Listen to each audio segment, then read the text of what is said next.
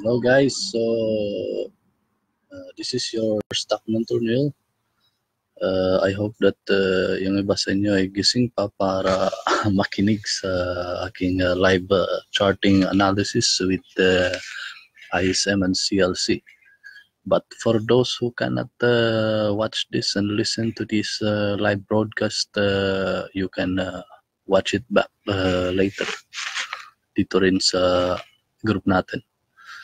So, medyo delayed yung broadcast ko kasi abala ko kanina sa pag-trade ng US stock market at 12 minutes ago nag-close pa lang yung market. But actually, I can still trade after the market because my broker can let me trade an aftermarket. Alright, so wag na tayo magpaligoy-ligoy pa. Unahin muna natin yung mga overview at background nitong very hot stocks sa Philippine stock market ngayon, which are ISM, CLC. So these two stocks are related to the person whose name is Mr. Dennis Uy. Kamakailan lang ay nagkaroon ng suspension ng trading for ISM, and the reason was the backdoor listing of the company Udina. So meaning to say that ISM will be buying shares of Udina such that around 95% of this company will be owned by ISM or the person of Dennis Uy. So right, so yung mga news na pinost ko sa inyo, basahin nyo lang kasi nandun lahat yung mga details nun. And why is this so important on the third telco? It is because that Udina have just recently applied or submitted the application for the third telco bid, and it's together with CLC and the Chinese telecom company called China Telecom. So China Telecom, guys, is really a very big Chinese operator, telco operator. I know this operator because yung company namin na Nokia ay providing services and telecommunication equipments and software for China Telecom. So it's quite a big company. So kung ano man yung mga 5G na yan, 4G at yung mga latest na mga technology regarding telecommunication, I'm pretty sure that China Telecom can deliver that. So no question, if China Telecom is there, it's really something serious and really something big. So yung team nila, na yung pinaka-consortium or group, will be composed of Udina and China Telecom and CLC. So pag samasamahin mo silang lahat, makakabuo sila ng talagang capability or financial capability to become a contender for third telco, which can compete with two giants, Smart and Globe. So yun man talaga yung pakay ng bidding, na magkaroon tayo ng third telco in the Philippines that can compete with this duopoly. So kasi pag alanganin yung third telco natin, maya-maya ay may bebenta lang or bibilhin lang siya ng either Smart or Globe, which already happened in the past. So ayaw na mangyari nito, ayaw na mangyari ang ganitong situation. Kaya yun, ito ang ginawa ng DICT to really set a very high requirements for the third telco bidding. So ayan, so maraming mga nag-bid, but it went down to one group of bidders, which is the group of Mr. Dennis Wee and China Telecom. All right, so because of that, you could see even from the price chart of now, ako makamove kayo now, ISM and CLC na talagang kitang-kita yung reaction ng mga trading and traders and investors in the market na talagang ito na yung pinupunteriya nila ngayon, and this would be the possible third telco, ISM and the group. I mean, this is not only about ISM, but it's a group. And why is it because why is it ISM is in here? It's because it is owned by Dennis Uy, and ISM owns the Odina, right? So yun ito yung background nun. So it doesn't mean that the ISM or CLC will be the third telco already. Sasabak pa sila sa next screening. But yung first screening, sila lang, yung grupo lang nila, yung nag-qualify sa mga minimum requirements. At of course, kung sila lang yung naka-qualify, so napakalaki ng possibility nito. Although mayroon pang motion of appeal or magpa-file pa ng appeal yung mga na-disqualified, like for example the group of Mr. Chavit Singson. So mag-a-appeal pa sila, and as far as I know, it requires a minimum of 10 million in order to file that motion. So napakalaki talaga ng kailangang budget dito sa bidding na to. So hindi ka basta-basta makakasali nito kung wala kang pera. Kahit nga yung bidding documents, yung paper, application for bidding is worth 1 million. So hindi talaga basta-basta.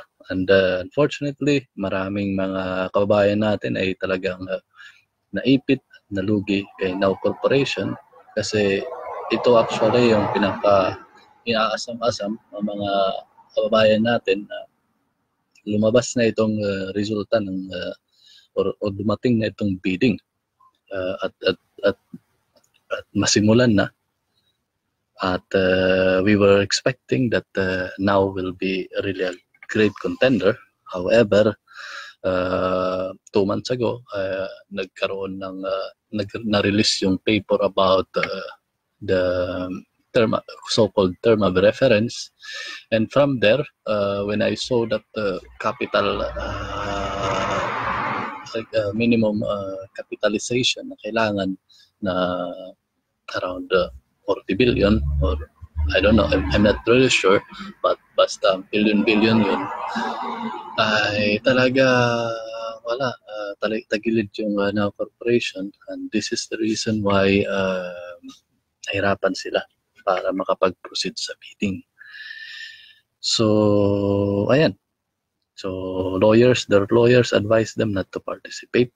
So instead, they were filing a case, which is really not the way. I mean, this is not what the ICT wants, or NTC, or our government to focus ourselves on that case. So we want a third telco, not cases. So in that case, it's really bad thing, and it's just placing Now Corporation into a losing side. All right, so now focus na tayo sa chart. So mayroon tayong nanonood dito, si Cheryl.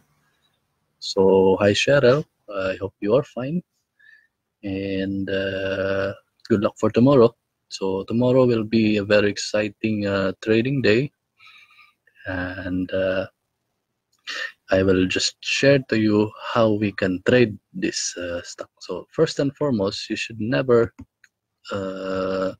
trade or make a swing trade if you do not have time to monitor. Kasi it will be very, very volatile for tomorrow.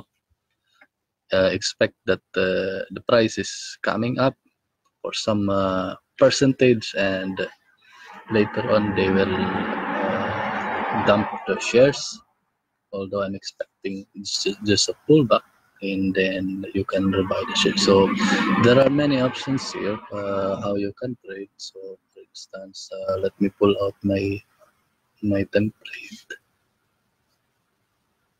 So ISM, and so I hope that you can see my screen very well.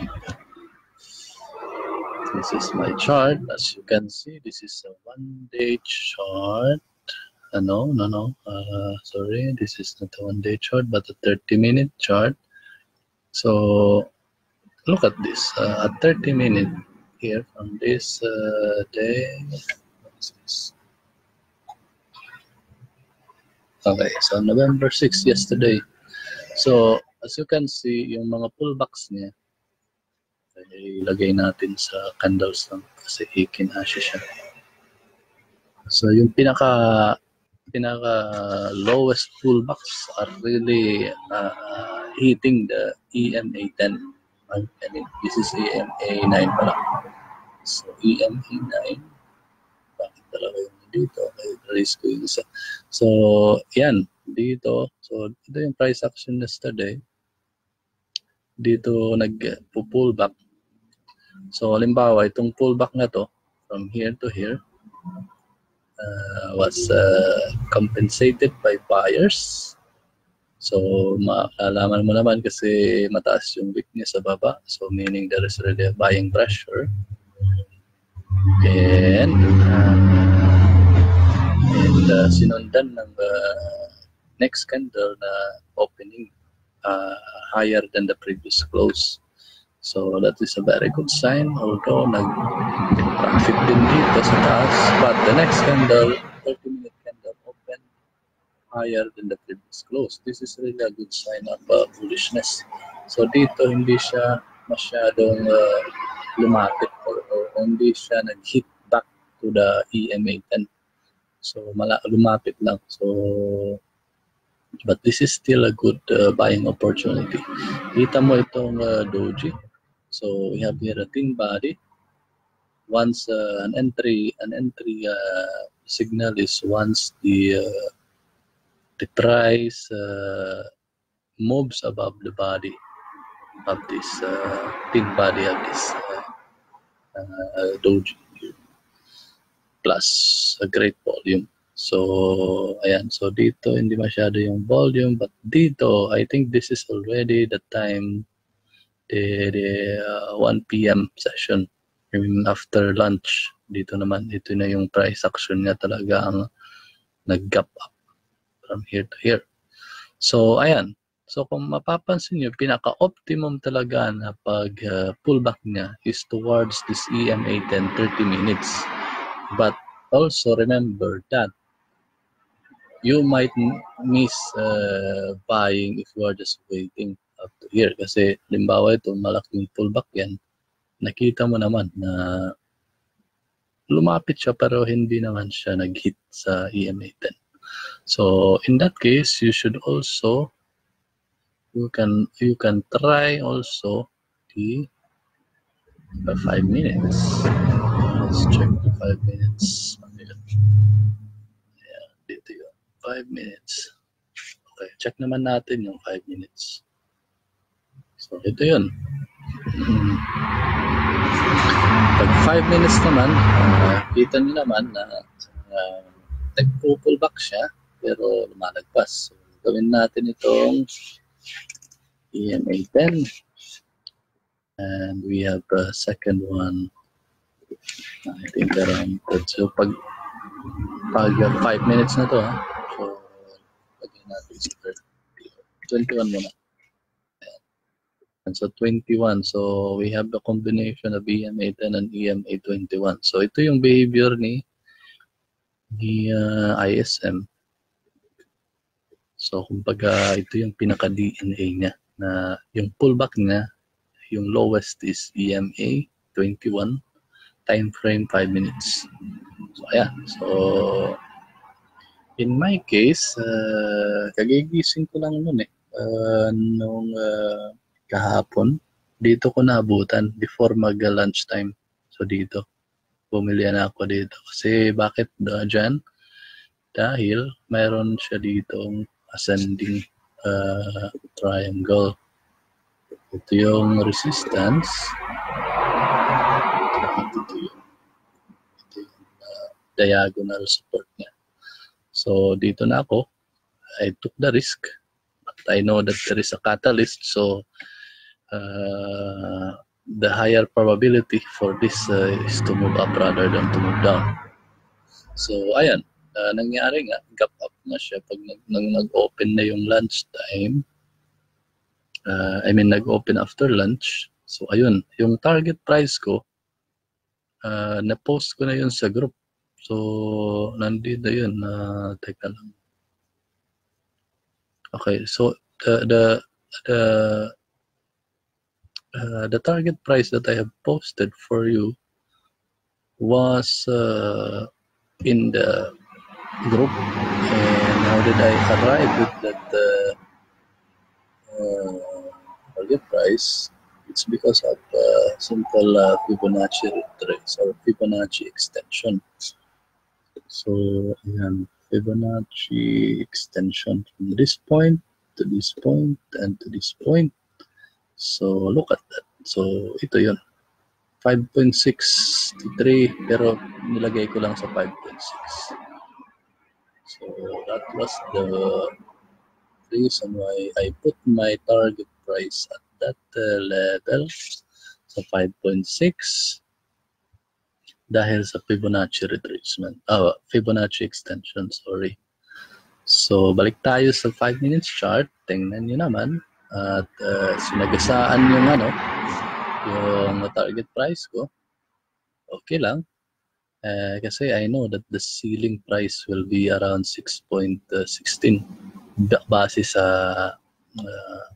dashboard ni COL Financial. Nakita ko yung info na the ceiling price is 6.16. So even if I missed this one, it's okay. Kasi yung ceiling is around 6.16. So hindi naman masyadong malaki yung mamimiss ako dito. So ayan. So because of that, naka-take profit na ako dito. Hindi na ako bumili ulit kasi mataas na yung price eh. So ano yung gagawin ko? Wait for a pullback. So kasi always remember na parang ano niya to. Kumbaga ground niya. Ground. At yung price na pumunta sa taas, may gravity yan eh. So it will be pulled back with gravity. So meaning that there will be selling at some point kapag profitable na yung mga traders. Nagtitake profit yan. Right? So hindi to swing trader ka. You won't just hold on and don't take your profit even if there is already an opportunity. So before you trade, you must always know in advance where are you going to take your profit. And never assume na tataas pa yan or kasi baka mag-take profit ka na ay uli na ang lahat. Especially apply ditong sinasabi ko kapag malakas yung momentum ng isang stock. Although there are other ways also to take profit, for example trailing stop. But in my case, in this case, kasi napaka ng momentum, napaka taas ng momentum, kailangan mo talagang mag-decide where you are going to take your profit.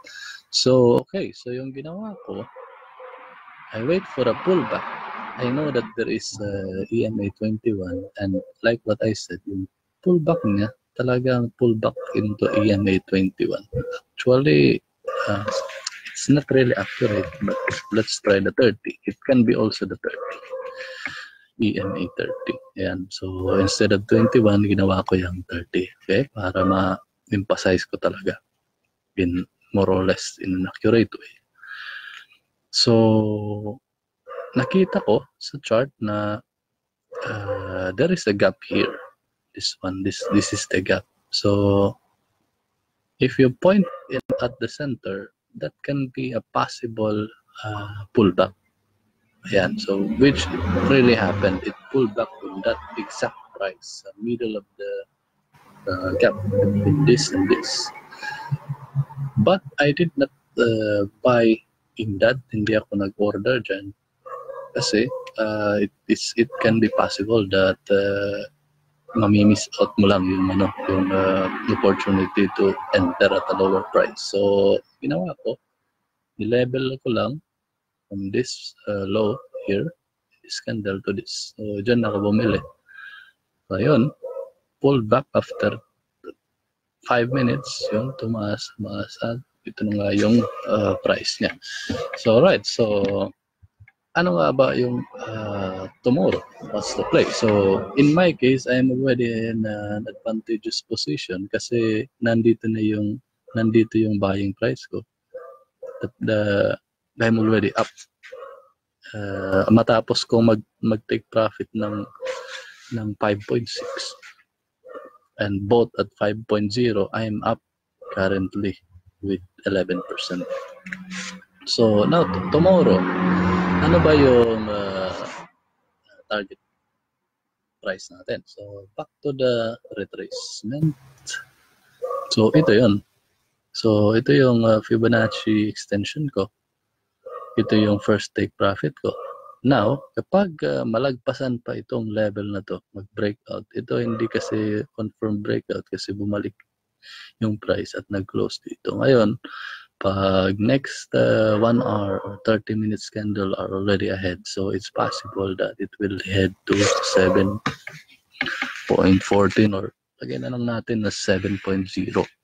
So at that area, be very how do you say, careful to take profit kasi pag tinitingnan din yan ng mga investors or mga traders. So back to the 5 minutes, remember always na pag let's say na umabot na yung 7.0 or 7.15, it can also go higher actually. We really don't know. Basta alam natin that our next take profit point is around 7.14 here. So how much is that from the current price? That is an amazing 28%. So kung idadagdag ko yung additional 11% ko, I will be profitable with more than 40% if this will really hit tomorrow. So ngayon, paano naman? So this is my take profit, okay? So another case is that hindi siya magtutuloy-tuloy to 7.0. So ang gagawin natin, just draw this, connect the tops, and that can serve as your diagonal resistance. So what will happen is you have here the retracement, then babalik siya. So let's say nandito yung EMA, yung dalawang EMA, so dito siya ulit. So itong area na yan, so 5.6 to 6.8, somewhere this area will be the next support. So dito naman yung next buying area natin. Then it can happen na, so this is the take profit, buy ulit, then this will be possible already, the 7 point something. Alright, so bali dalawang trades for this scenario. Yung isang scenario naman, yung una ay talagang bumulusok, then babagsak back to this. Alright, so remember. Okay, so what about the negative side? Meaning to say that hindi siya yung scenario A and B won't happen. Instead, what will happen is to move backwards. So, and is it possible? So it is also possible. So I don't think I will be exiting from my current position kasi there is really a catalyst. So it can happen that the price will move back, but there is a high chance that a pullback or a bounce will happen. So that's my guess. Okay, just a moment. But for those who are very conservative, which is actually advisable, so I'm saying that I might not be able to cut loss kasi baka natutulog ako noon during that time na nag-open yung market kasi ano yung dito, mga 3 a.m., 3:30 a.m. sa amin. But take note guys that yesterday nag-pull back yung price before umangat. So, ayan. So, okay, 4 hours. Okay, so ewan ko kung nakikita nyo.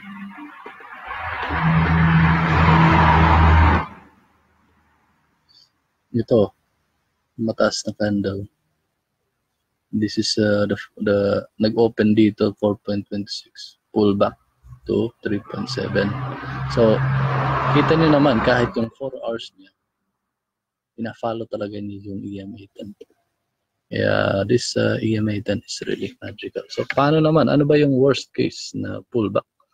From here, pull back to somewhere here. Back to 4.5 or 4.6. If we are looking at the 4 hour. What about 1 hour? So, this is it. So, pullback can be here, 4.6.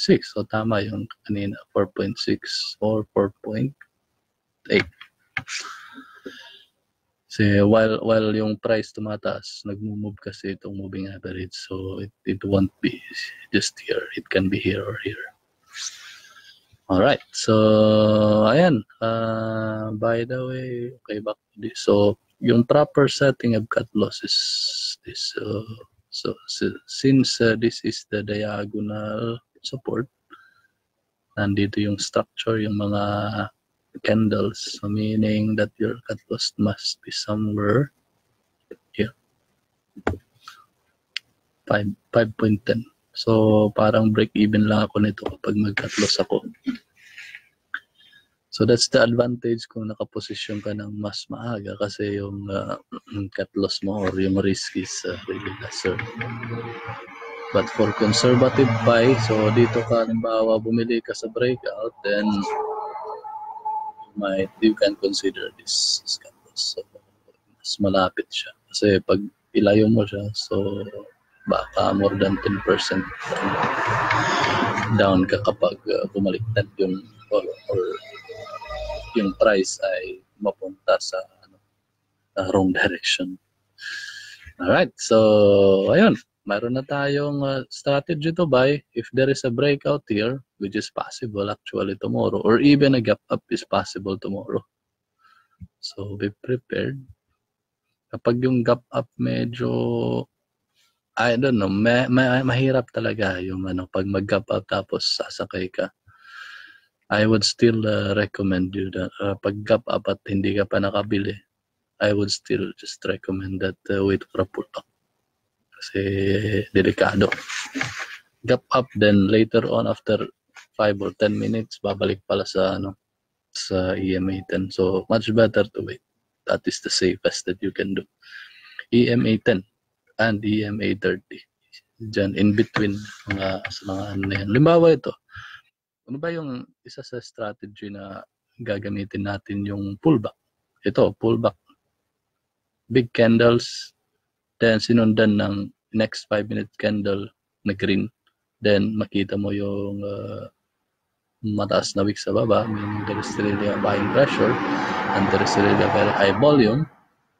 Sinundan ng mas mataas na candle. So meaning yung entry price natin is after ma-break itong tops of this candle, yun enter ka na. That's the same with the future pullbacks. You can use the same. So, dito nga, mayroon yung mga example dito. Halimbawa, ito, pull back towards EMA 10. So, hindi siya agad umangat. Lumapit muna siya sa EMA 10, form ba structure. So, lahat ng candles nasa box lang. Then, breakout.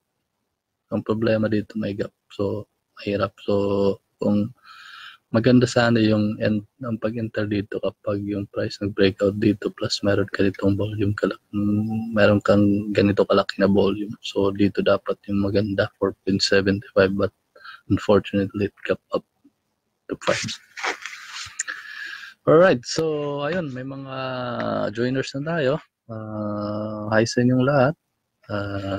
Yung mga nahuli sa panonood ng first part ng video ay pwede nyo i-review na lang. Right, that is ISM. So let's check naman yung CLC.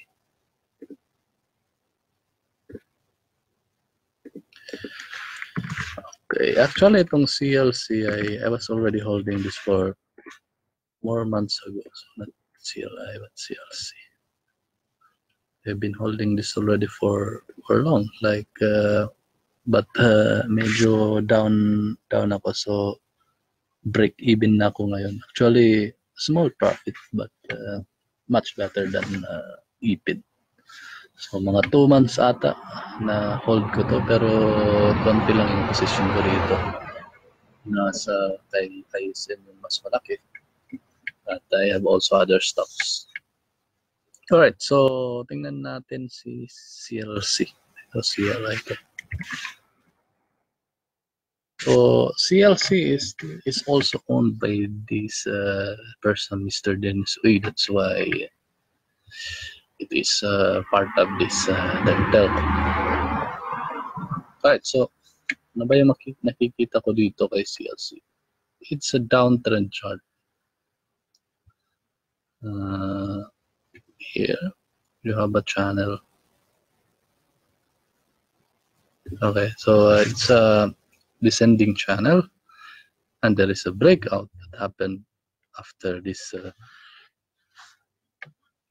third telco bidding have started. So at yung breakout na yan is really a very legit breakout kasi the volume was super high. So kahit yung okay, so before nung nag-IPO pa lang to, malaki yung selling volume. Pero ngayon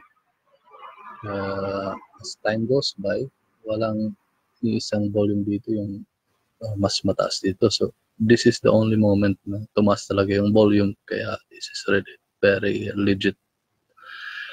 So ito yung chart ni CLC, and this is, since this is the descending channel, my target price for this is the tip of this. This is the highest target take profit point that I will set 10.92 or 10.9. So of course it's might not reach there. You can consider also 10.68 to 10.92. So that is the highest target that we can set. So how many percent yan? That is an amazing 25% to 28%. Right, so ganun din, like ISM, what strategy will you do is to buy when it is pulling back. So let's check the 5 minutes chart. Ayan, so ano nakikita natin dito? So based on this chart, mayroon ditong talagang biglang bumulusok, then bagsak. So nagre-respect siya sa 5 minutes chart, but dito nag-overshoot. Ano tong EMA? Okay, so this is should be set to 30. Like yan, tingnan mo naman, 30 talaga yung pinaka-lowest, di ba? Mayroong overshoot dito, pero konti lang bumalik agad. So ayan, so napakaganda ng position ngayon ng closing yesterday dahil nag-form siya ng pattern. So, parang wedge pattern. Or to make it just simple for tomorrow, either you will be buying here at breakout, or you can consider this as a resistance. So, pareho. So, breakout a bit 8.7 plus a very high volume or rising volume here. So, dapat rising volume as much as possible above this average volume para kapanipaniwala talaga. I mean, yung breakout is really legit. So, ano yung volume na hinahanap natin? So, since this is that volume here, so itong group of volume, ito yung tip. So, kailangan natin mag-break yan also. Okay, so in order to break this one, we need a volume which is like this or higher than that. Much better if it is higher. What about here? If we want to break out from here, we need a volume which is higher than this group of volume. So, in OBB, kailangan mas mataas sa level na ito. So, kailangan yung OBB lagpas dyan para ma-confirm natin na it's really breaking out and won't have a false breakout. Alright, so tingnan nyo naman yung behavior ni CLC. Angat, balik sa EMA 10 or EMA 30. So, when do you find out na kailangan mo nang mag-buy? So, halimbawa ito, pullback. Yan. Actually, ito, if you are really a very active swing trader, this is already a good swing from here to here. It's more than 10%. But I tell you that it's very hard to get the timing. Okay, but the best thing is really to wait for a pattern to form before you buy. So like this one, there is a pattern. Itong diagonal resistance. This one, it's also forming this one or this. Okay, so the best is really this one. So it can happen na magpo-consolidate muna dyan bago mag-breakout. So ayan. So that is the play tomorrow, and I really suggest that don't try to catch those or run after a price which is already high like this. Wait that it will go back to the EMA 10 or EMA 30 before buying, and wait for a bounce. Very important. Bounce. So angat yung price, pull back, wait for a bounce. Hindi yung pag pull back, bili ka, bumagsak palalo. So, pull back, wait for a bounce, buy. So, wait for bullish candles like this. This is a bullish candle. This is a bullish candle but needs confirmation. So, ito yung confirmation. And this one is a breakout. Although breakout here did not really show big volume but a rising volume, but after that there is a very big gap. So ito yung after ng lunch nag-gap up din yung ano. Siguro this is the moment when it was already clear for the